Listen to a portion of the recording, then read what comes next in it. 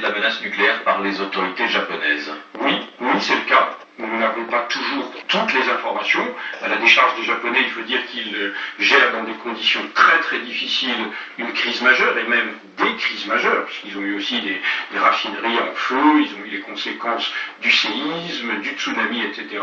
Mais oui, ils tiennent informés, à tout le moins, l'agence internationale, l'AIEA, Et donc nous avons des informations. Vous avez des informations en temps réel, donc vous savez ce matin si oui ou non la situation est sous contrôle, si l'exploitant japonais des centrales dispose ou non des moyens de refroidir les réacteurs endommagés. La situation est préoccupante, et d'ailleurs les Japonais ne le contestent pas eux-mêmes. Ils disent très clairement, voilà, nous avons procédé à des dégazages, et d'ailleurs il y a eu finalement des dégazages relativement importants, donc avec des risques de contamination malheureusement pour les personnes à proximité des sites, et nous avons procédé, disent-ils, à ces dégazages pour faire chuter la pression et pour protéger ce qui est le cœur du cœur de l'affaire, c'est-à-dire l'enceinte de béton qui recouvre le réacteur. Et tant qu'elle tient cette enceinte de béton, on est dans un accident nucléaire grave, puisqu'il y a eu des fuites radioactives, mais on n'est pas dans une catastrophe. La catastrophe, ça serait